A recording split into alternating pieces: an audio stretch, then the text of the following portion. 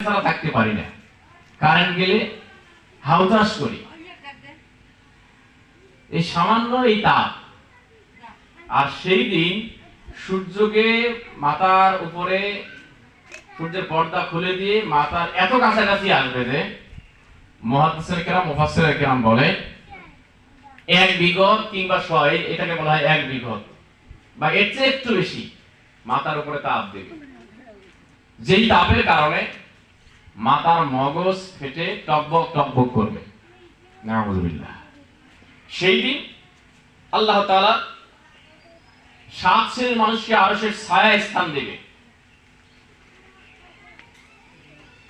যার অন্যতম একটি শ্রেণী হলো শাবুন নাশা ফি ইবাদাতিল্লাহ।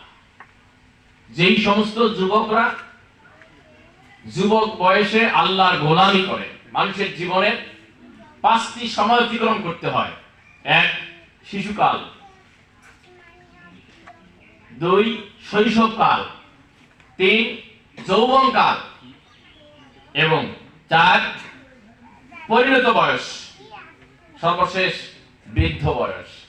এই 5টা স্টেজ আমরা অতিক্রম কেউ করছি, কেউ করব ইনশাআল্লাহ। তাই এই 5টা সময়কে অতিক্রম করার মধ্যে সবচেয়ে চ্যালেঞ্জ সময় হলো যৌবনকাল। রাসূল বলেছেন, যেই যুবকরা যুবক বয়সে আল্লাহর গোলামি করে, ইবাদত, আব শব্দের অর্থ হলো গোলাম। গোলাম আর মনিবের পার্থক্য হলো এরকমের, একজন দোকানদার আর একজন কর্মচারী। দোকানদার আর কর্মচারীর মাঝে যেমন পার্থক্য, একজন প্রতিষ্ঠানের প্রধান আর একজন কর্মচারীর যে পার্থক্য, প্রতিষ্ঠান প্রধানের কথা মতো কর্মচারী না চললে চাকরি থাকে না। একজন গোলাম তার মনিবের কথা মতো ব্যবসায়িক পণ্য যদি বিক্রি না করে তাকে চাকরিচ্যুত করা হতে পারে। যদি এই হয়, তাহলে আমরা আল্লাহর গোলাম আর আল্লাহ আমাদের মনিব। আল্লাহ তাআলা তার দেয়া বিধান অনুযায়ী যদি আমার জীবন পরিচালিত না হয়, তাহলে ওমা খালাকতুল জিন্না ওয়াল ইনসা ইল্লা লিয়াবুদুন।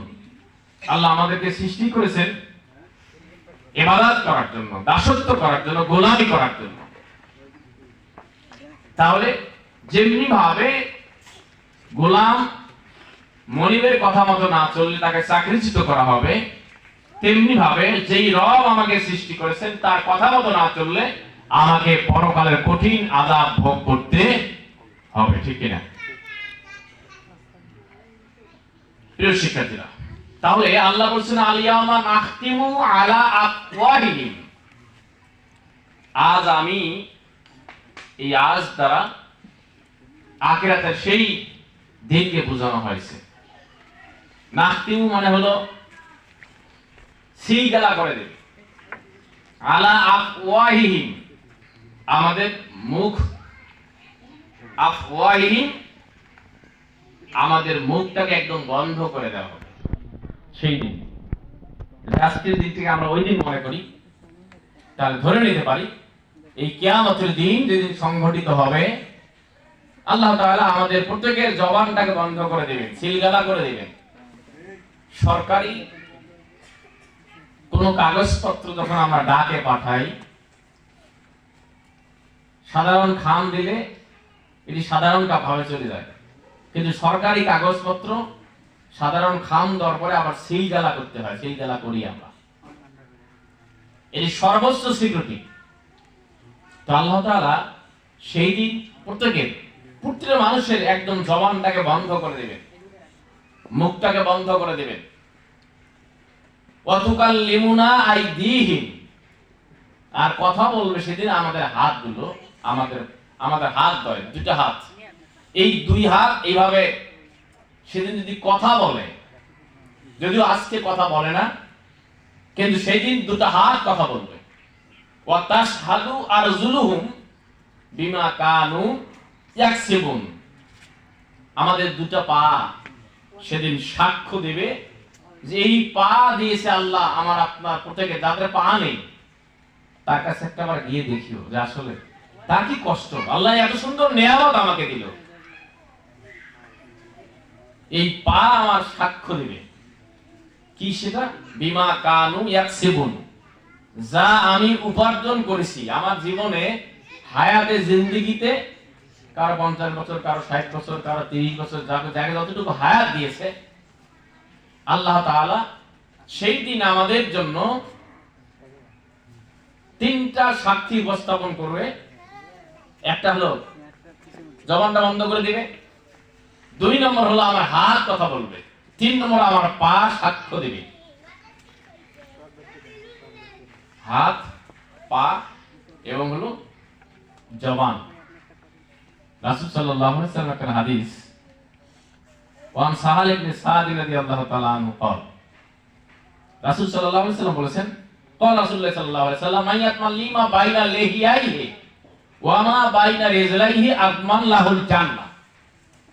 আল্লাহর হাবিব বলেন, যেই ব্যক্তি মুখ 2 চোয়ালের মধ্যবর্তী স্থান জিহ্বা, যদি কেউ জিহ্বার টেনে ধরে কথা বলতে পারবে? কেউ পারবে না।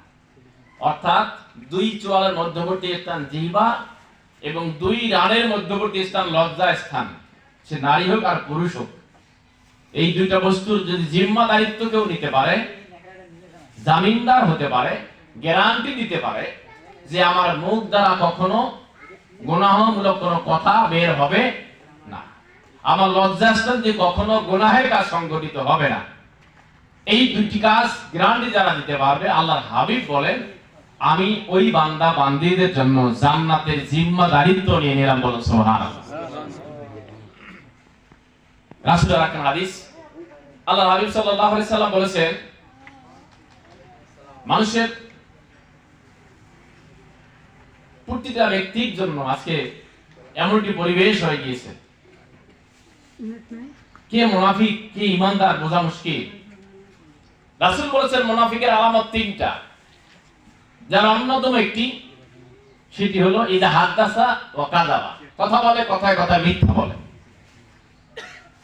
ওয়া ইযা ওয়াদা আখলাফা, ওয়াদা করলে বরখেলাপ করে, ওয়া ইযা তুমিনা খানা, আমানত রাখলে তার আমানতটা খেয়ানত করে।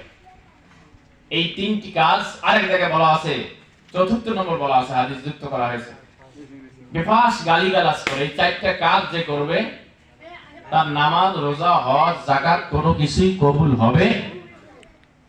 কঠিন মারাত্মক কথা, সমাজের রঙে রঙে মিথ্যা ঢুকে পড়েছে।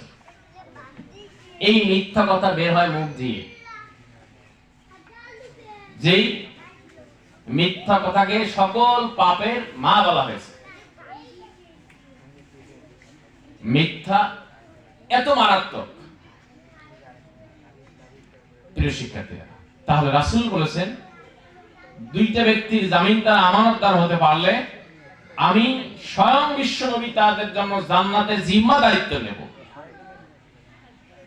যদি আমরা হিসাব করি, আমাদের সকল গুনাহের কাজগুলো সংঘটিত হয় মুখ দ্বারা আর লজ্জাস্থান দ্বারা। আমভাবে বলা যেতে পারে, কারণ আমি আমার জবান দিয়ে কথা বলেই একজন অবৈধ যে খায়, ঘুষ খায়, সোজা কথা, যে চাঁদাবাজি করে, যে টেন্ডারবাজি করে, তার কথাগুলো কিন্তু মুখ দিয়ে বের হয়, মুখ দিয়ে কথা বলেই সে তাকে শুরু করতে হয়। জুইয়ানিন নাসি হুব্বুশ শাহাওয়াতি মিনান নিসা, মানুষের জন্য অত্যন্ত আনন্দনীয় মোহনীয় বস্তু হলো কয়েকটি, তার অন্যতম একটি হলো নারী। অর্থাৎ মানব জাতির জন্য মোহনীয় বস্তু সেটি, কিন্তু সেটা হতে হবে বৈধ, তার বাইরে গেলে অবৈধ, সেটি গুনাহের কাজ। জিম্মাদারিত্বের ব্যাপারে বিশ্বনবী সাল্লাল্লাহু